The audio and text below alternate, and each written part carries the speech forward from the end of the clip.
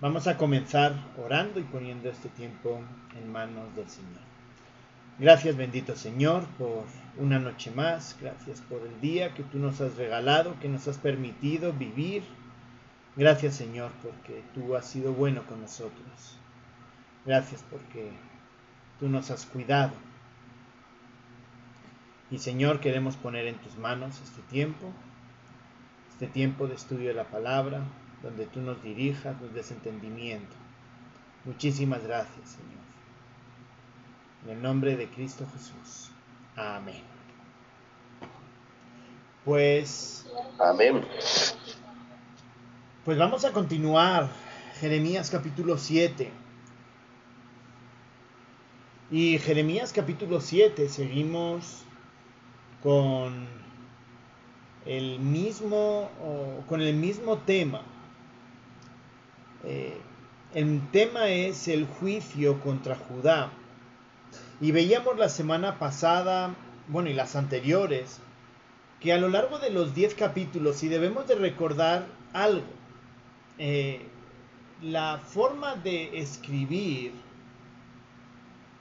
en el Nuevo Testamento con las cartas, por ejemplo, las cartas de Pablo, Pedro, son cartas, es decir, tienen un enfoque, o están pensadas para un grupo de personas o para una persona en específico, como puede ser Timoteo y Tito y Filemón. En cambio, Jeremías, cuando vemos todo el texto, a veces pareciera como, y hablábamos de esto, como que se repite, ¿no? Como que, uy, hermanito, otra vez está hablando de lo mismo. Sí. ¿Por qué? Porque realmente no todos los capítulos están interconectados entre sí. ¿Qué quiere decir esto? Que más o menos le dimos fecha, ¿no? Que en el 622 a.C., y recordemos que el exilio de Judá fue en el 605 a.C.,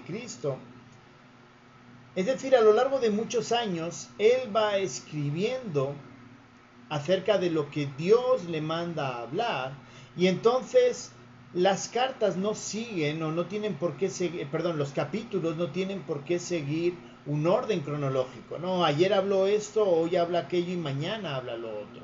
Hay libros que sí, hay profetas que no, y en este caso Jeremías es uno de ellos. ¿Qué quiere decir? Que estos 10 capítulos que estamos viendo muy probablemente hayan sido una recopilación de distintos momentos donde Jeremías estuvo hablando al pueblo acerca del juicio contra ellos.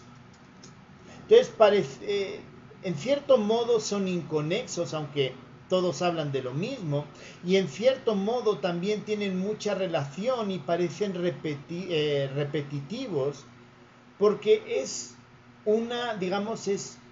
aquí lo importante es el mensaje, ¿no? Y cómo lo va repitiendo a lo largo de este ministerio de Jeremías. El capítulo de hoy, capítulo 7, es un capítulo que vamos a ver que sigue en la misma línea, pero tiene un detalle muy interesante, y es que nos va a hablar acerca de en lo que confiaba el pueblo de Judá. Recordemos que a lo largo de estos capítulos, hasta el capítulo 6, hemos estado viendo que Dios los juzga, Dios les habla acerca de lo que Él va a hacer con ellos, pero a la vez también vemos un mensaje de arrepentimiento. Hoy vamos a ver otra vez un poco más de lo mismo, pero vamos a ver un enfoque hacia lo que el pueblo de Judá estaba confiando. Ellos pensaban que en cierto modo no les iba a pasar nada porque tenían el templo. Ellos tenían puesto la confianza en el templo. Era su amuleto de la buena suerte, si lo queremos ver de esta manera. Nadie nos puede tocar porque el templo está aquí y Dios está en el templo, así que nada nos va a pasar porque Dios está ahí. Y esto va a ser también una enseñanza para nosotros, para que reflexionemos en dónde está puesta nuestra confianza. A veces pensamos, y suele ser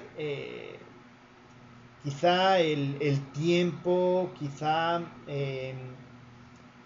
alguna circunstancia nos hace pensar que no me tiene por qué pasar nada. Me debería de ir bien. ¿Por qué? Porque yo soy cristiano, porque yo voy a la iglesia, ¿no? Y hacemos mucha distinción en relación a eso, hacia el tema de la iglesia, ¿no? O nos congregamos. No, a mí esto no puede ser porque yo me congrego. Entonces, como que en ese acto de congregarnos es como recibimos automáticamente un beneficio. Y ese mismo pensamiento era lo que tenía Israel. Ellos pensaban que porque Dios estaba ahí, no importaba exactamente cómo estuvieran viviendo, Dios estaba ahí, entonces nada les iba a pasar. Y vamos a hacer al final del capítulo 7 un pequeño contraste con Mateo, o más que contraste, cómo Jesús reafirma ese pensamiento en el Evangelio de Mateo. Así que vamos a irlo leyendo poco a poco, pues como lo hemos hecho hasta ahora, porque son bastantes, entonces vamos a irlo leyendo a lo largo que vamos a ir exponiendo el texto. Así que nuestra confianza debe estar fijada en el Señor. En todo momento debemos de confiar en Él. Cuando debemos de tener esa confianza en el Señor, y debemos de tener cuidado al confiar en lo que tenemos. Versos del 1 al 15, vamos a ver esto, que ellos tenían puestas cierta confianza en ciertos elementos. El primero de ellos tenían, y debemos de tener cuidado nosotros, en confiar en lo externo. Versos del 1 al 4. Dice, palabra de Jehová, Jeremías capítulo 7, que vino a Jeremías diciendo, ponte a la puerta de la casa de Jehová y proclama allí esta palabra, y di, oíd palabra de Jehová, todo Judá, los que entráis por estas puertas para adorar a Jehová. Así ha dicho Jehová de los ejércitos, Dios de Israel, mejorad vuestros caminos y vuestras obras, y os haré morar en este lugar. No fiéis en palabra de mentira diciendo, templo de Jehová, templo de Jehová, templo de Jehová. ¿Se dan cuenta? En esta primera introducción ellos tenían puesta su confianza en lo externo. Y lo que vemos que Jeremías les está llamando la atención, Dios a través de Jeremías, dice Dios de Israel, el verso 3, mejorad vuestros caminos y vuestras obras, y os haré morar en este lugar. Ellos decían, no, tenemos el templo es suficiente para que nada malo nos pase. Y todos sabemos lo que pasó, ¿no? Llegó un momento en el cual Dios se cansó y abandonó el templo y Jerusalén fue conquistada por Nabucodonosor. Y pareciera como que Dios está hablando de que la salvación viene por las obras, ¿no? Dice, o sea, que les iba a perdonar si se portaban bien. Y está hablando al pueblo de Judá de manera dura. Oíd palabras de Jehová, todo Judá, los que entráis por estas puertas. No estaba en el templo. No está hablando de que sea por las obras, sino debemos recordar que el pueblo de Israel era lo que se llama un gobierno teocrático. Es decir, Dios era el gobernante y utilizó a jueces, utilizó a profetas, utilizó a reyes en ese gobierno teocrático. ¿Qué quiere decir? Las leyes las había puesto Dios. Y Deuteronomio capítulo 28 justamente hace un resumen de las bienaventuranzas, de las bendiciones y las maldiciones si obedecían la palabra de Dios. Si obedecían, Dios los iba a bendecir. Si no lo hacían, los iba a maldecir. ¿Pero por qué? Porque el pueblo, recordemos, había sido escogido por gracia. Y eso lo vemos en Éxodo. En Éxodo, no me acuerdo exactamente el capítulo, pero en Éxodo Dios vuelve a hacer el pacto, es decir, está el pacto de Sinaí, en el capítulo 32, tras el pecado del becerro de oro. Dios vuelve a hacer pacto de forma unilateral, en el sentido de que Él ya no espera que el pueblo responda correctamente. Así que Dios también escoge al pueblo de Israel por gracia. ¿Cuál es la obligación o cuál era el deber de ese pueblo escogido por gracia? Obedecer y vivir según los mandamientos que Dios había establecido. Por eso dice, mejorad vuestros caminos y vuestras obras. ¿Por qué? Porque eso mostraría que realmente ellos se habían arrepentido y comprendían quién era Dios. Entonces ellos tenían puesta la confianza en el templo, pero ellos no tenían puesta la confianza en el Señor. Así que vemos en este primer lugar, ¿no?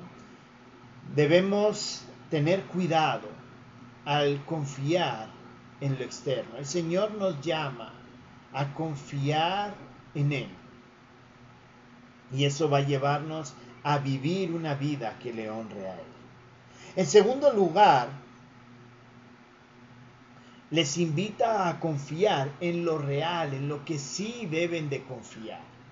No en lo externo, no en lo cultico, no en lo ritual. Yo voy al culto los domingos, yo voy a no sé qué, yo hago no sé cuánto, yo hago lo otro. Entonces, eso me da un trato preferencial sobre Dios, sobre el Señor. El Señor pues me tiene de manera especial. No es así. Él quiere que nos fijemos de todo corazón. No quiere que ir al culto se convierta en algo ritual, pensando que solo porque voy, pues ya tengo los privilegios. No, Él quiere que tú y yo vayamos, nos reunamos, todos juntos, porque realmente amamos al Señor. Ese es el primer punto. Vamos, nos reunimos, hacemos las cosas, porque realmente amamos al Señor. Pero en segundo lugar, hemos dicho que debemos de confiar en quien es real. Versos 5 al 7.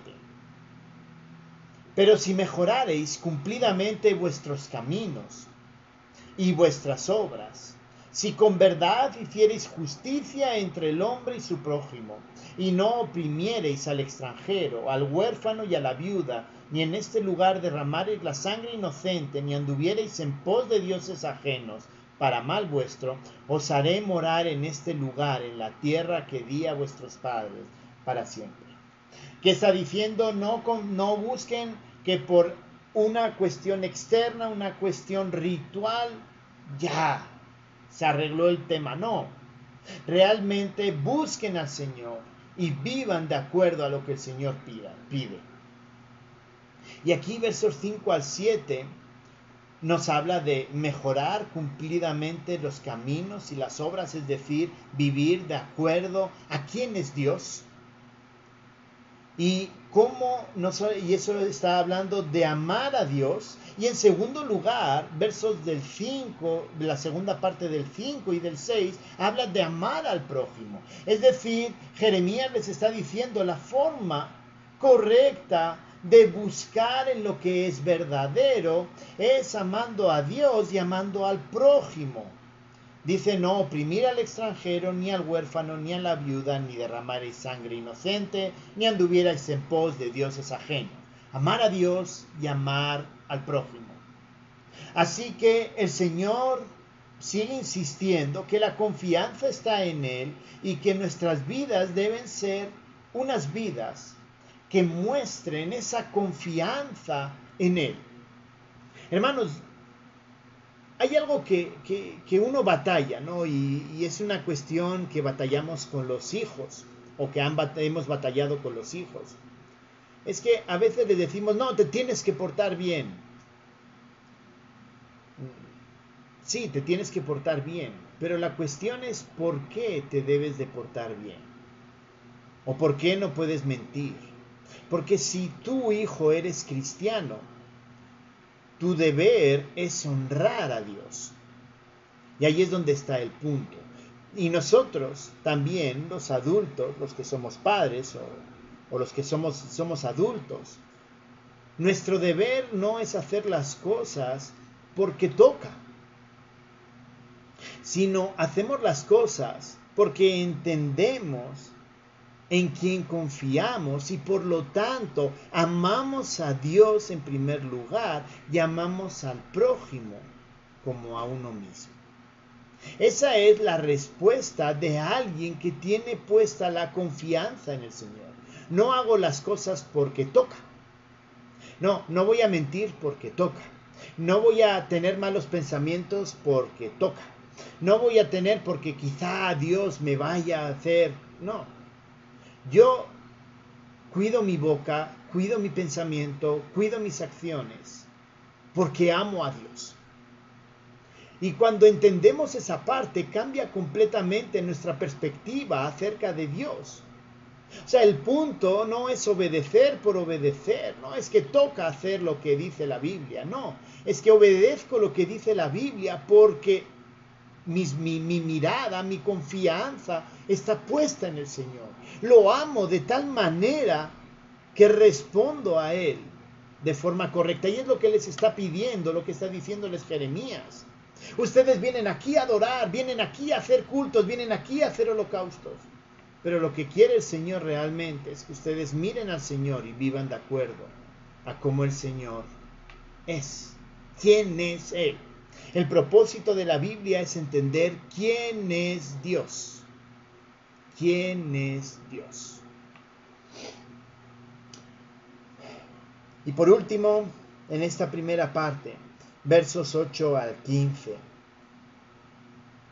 Cuidado en lo que pensamos. 8 al 15 termina diciendo: He aquí vosotros confiáis en palabra de mentira que no aprovechan, hurtando, matando, adulterando, jurando en falso e incensando a Baal, y andando tras dioses extraños que no conocisteis. Vendréis y os pondréis delante de mí en esta casa sobre la cual es invocada mi nombre, y diréis: líbranos, librados somos para seguir haciendo todas estas abominaciones. ¿Es cueva de ladrones delante de vuestros ojos esta casa sobre la cual es invocada mi nombre? He aquí que también yo lo veo, dice Jehová. Andad ahora a mi lugar en Silo, donde hice morar mi nombre al principio, y ved lo que le hice por la maldad de mi pueblo Israel.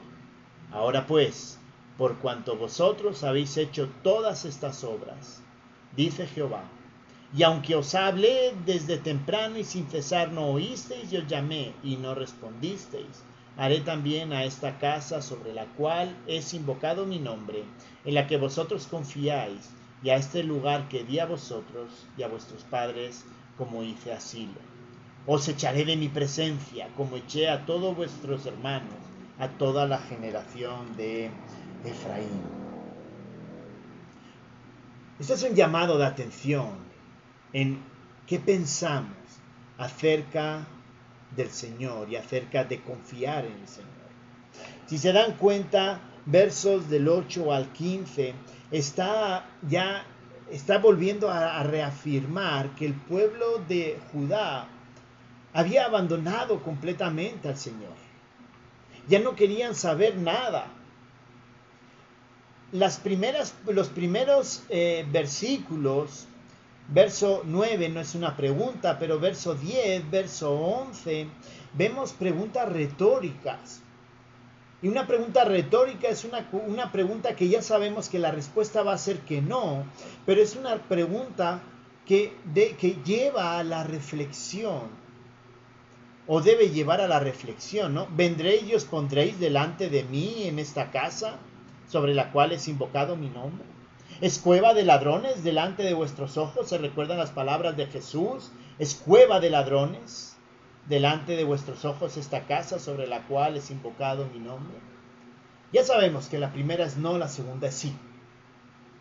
Es decir, ellos realmente nos acercaban a Dios porque amaban a Dios, porque confiaban en Él. Ellos simplemente habían considerado a Dios algo más dentro de todos sus rituales, porque ellos seguían incensando, es decir, poniendo incienso a otros dioses. Entonces Dios tiene palabras de juicio contra ellos porque ellos no confían en el Señor. Ellos para nada confían en el Señor. Ellos solamente confiaban en sí mismos. Y ellos tenían el pensamiento de que simplemente por ir al templo y hacer algo ya era suficiente para Dios.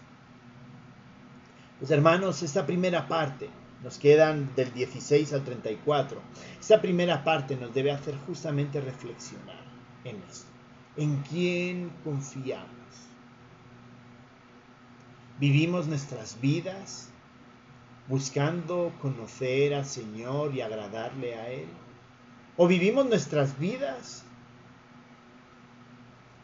pensando que por cumplir una serie de requisitos ya es suficiente y lo demás no importa?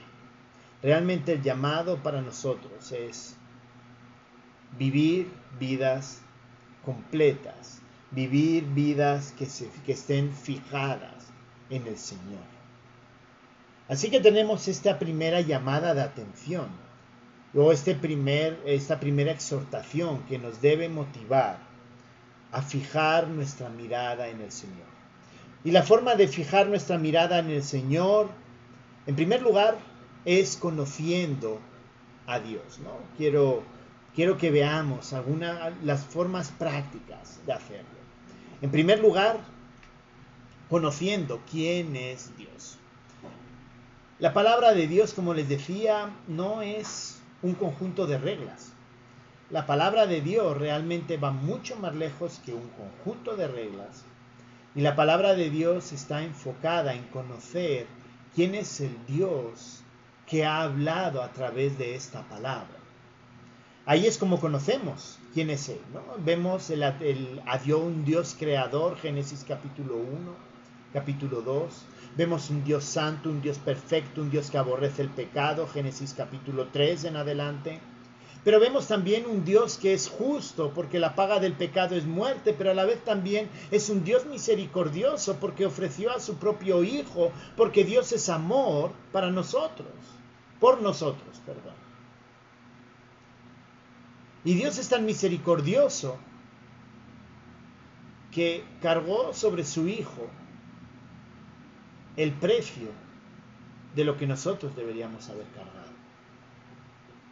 Y Dios es un Dios también que nos provee y nos sostiene, porque Él ha prometido darnos lo necesario para vivir, ni más ni menos. Él es el que nos da. Y alguno puede decir, sí, pero a mí me falta. Le aseguro que hay muchas personas que le faltan más. Y dos, muchas veces el problema es que nos comparamos con quien tiene más y no vemos qué es lo que Dios está queriendo hacer en nuestras vidas. Y hermanos, eso significa que cuando Dios es un Dios proveedor, porque lo conozco a través de su palabra y a través de lo que yo experimento, entonces veo que es un Dios que nos sostiene, porque eso nos enseña la Biblia, es un Dios que nos sostiene, que nos sustenta. ¿Y qué implicaciones tiene que sea Dios que nos sustenta, que debemos de confiar en Él? ¿Se dan cuenta? Lo que vemos en el Nuevo Testamento, como las segundas partes de las cartas de Pablo, que decimos, no, ese es el aspecto práctico. Lo que más que el aspecto práctico es la consecuencia de conocer quién es Dios. Y aquí en Jeremías vemos eso. Jeremías está en esta primera parte, versos del 1 al 15, está diciendo que el pueblo no se fija en quién es Dios y ellos tratan de solucionar sus problemas a su manera. Pero vamos con la segunda parte. Nuestra confianza debe estar fijada en el Señor. Así que debemos de tener cuidado en provocar al Señor. Hoy teníamos en la clase una discusión en un texto de Hebreos que pareciera que realmente es un texto, un versículo un poco complejo, unos versículos un poco complejos. Y justamente hablábamos acerca de la ira del Señor, acerca de cómo Dios actúa en medio de un corazón que no se está fijando en él. En primer lugar, debemos de recordar que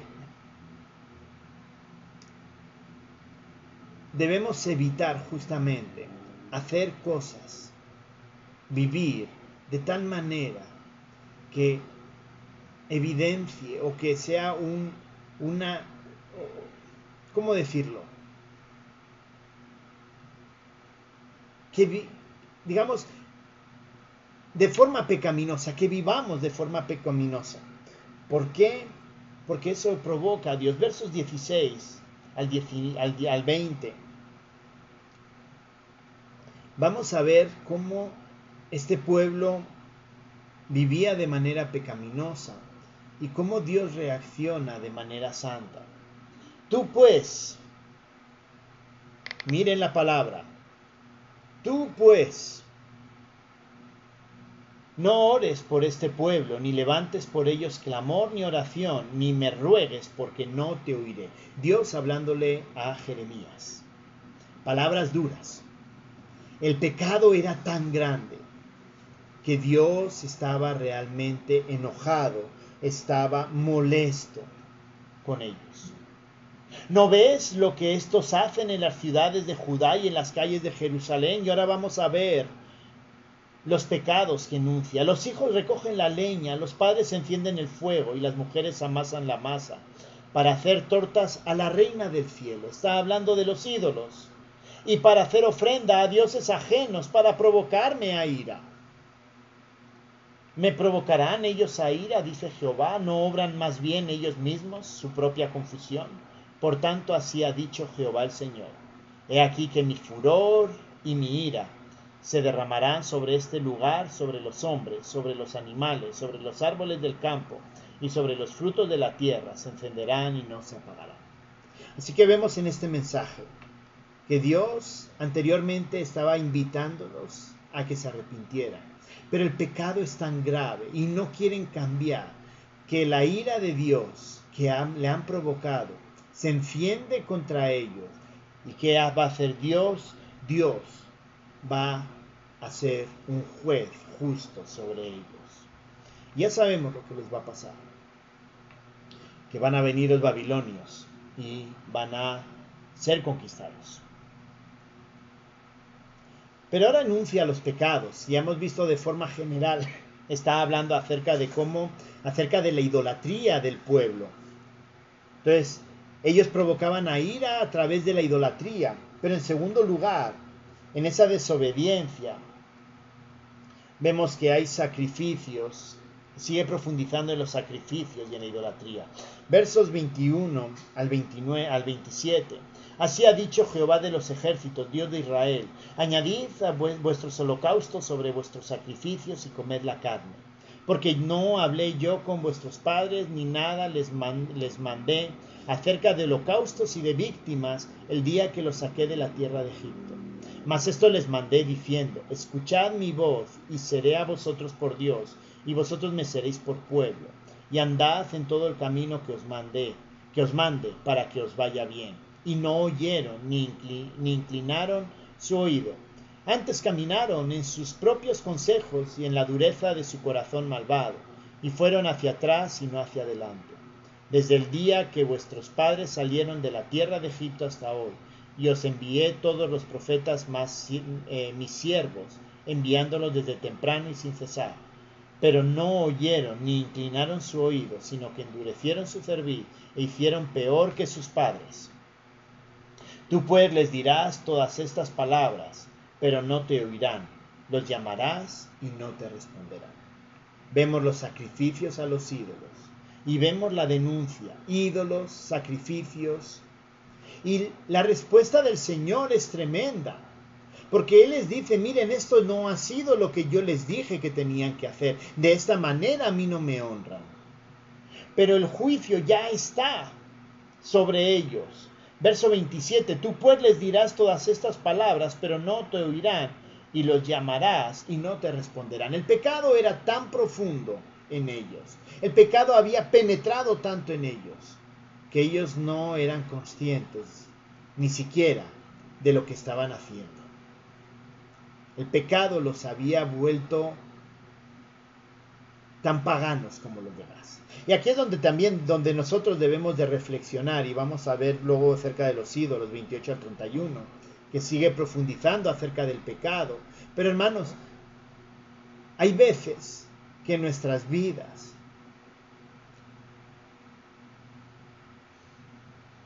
están llenas de pecado. Y a veces pensamos que lo hacemos con la mejor intención. Pero debemos de someter nuestro pensamiento, debemos de someter nuestros actos, nuestro corazón al Señor y realmente arrepentirnos cuando pecamos. Y realmente arrepentirse significa cambiar. Aunque a veces sea una lucha, pero significa cambiar. Dios aquí está volviendo a llamarles la atención y le está diciendo, miren, se han olvidado de mí. Su pecado ya se ha vuelto tan profundo que la verdad ya no sé ni qué hacer con ustedes. Al tal punto que ni siquiera voy a hacer ya algo por ustedes. Versos 28 al 31 termina hablando de esto. Les dirás, por tanto, esta es la nación que no escuchó la voz de Jehová ni su Dios, ni admitió corrección. Pereció la verdad y de la boca de ellos fue cortada. Corta tu cabello y arrójalo, y levanta llanto sobre las alturas, porque Jehová ha aborrecido y dejado la generación objeto de su ira, porque los hijos de Judá han hecho lo malo ante mis ojos, dice Jehová. Pusieron sus abominaciones en la casa sobre la cual fue invocado mi nombre, amancillándola, y han edificado los lugares altos de Tofet, que están en el valle del hijo de Hinnom, para quemar al fuego a sus hijos y a sus hijas, cosa que yo no les mandé ni subió de mi corazón, ¿no? Vemos esa desobediencia. Y por último, versos 32 al 34, vemos el castigo. Por tanto, he aquí vendrán días, ha dicho Jehová, en que no se diga más Tofet, ni valle del hijo de Hinnom, sino valle de la matanza, y serán enterrados en Tofet, por no haber lugar. Y serán los cuerpos muertos de este pueblo para la comida de las aves del cielo y de las bestias de la tierra, y no habrá quien las espante. Y haré cesar de las ciudades de Judá y de las calles de Jerusalén la voz de gozo, la voz de alegría, la voz del esposo y la voz de la esposa, porque la tierra está desolada. Así que ahí terminamos hoy de ver este juicio contra ellos. Esta es la primera parte, porque la semana que viene, en el capítulo 8, continuaremos viendo los castigos ante esa rebelión y el lamento de ellos. Pero esto nos debe hacer reflexionar, hermanos, acerca de nuestra vida. Miren con qué dureza está tratando Jehová, Dios, a Judá por su pecado. Y porque Judá no se está queriendo apartar del pecado. Ellos creían que podían seguir haciendo las cosas como estaban, porque iban al templo, estaban en el templo. Porque ellos practicaban, porque ellos vivían, entre comillas, todo. Pero la realidad es que su corazón no confiaba en él. Y Dios va a actuar para que ellos comprendan su pecado y cambien. Hermanos, esto es un llamado también para nosotros. Como les he dicho, para aquel que es cristiano, no pierde la salvación. Pero hermanos, Dios va a hacer lo necesario para que tú y yo regresemos a Él, nos arrepintamos de nuestro pecado. Así que mejor que cada uno nos evaluemos cómo está nuestra vida. Y en esa evaluación nosotros nos comprometamos con el Señor y nos fijemos y pongamos nuestra mirada en Él y realmente le conozcamos a Él. Que el Señor nos ayude a buscarlo con sinceridad, a conocerlo con sinceridad. Oremos. Gracias, bendito Señor, por tu palabra. Gracias porque nos has hablado y nos invitas, Señor, a vivir vidas santas y piadosas. Ayúdanos, Señor, a responder de esa manera. Ayúdanos, Señor, a buscarte, conocerte mejor. En el nombre de Cristo Jesús. Amén.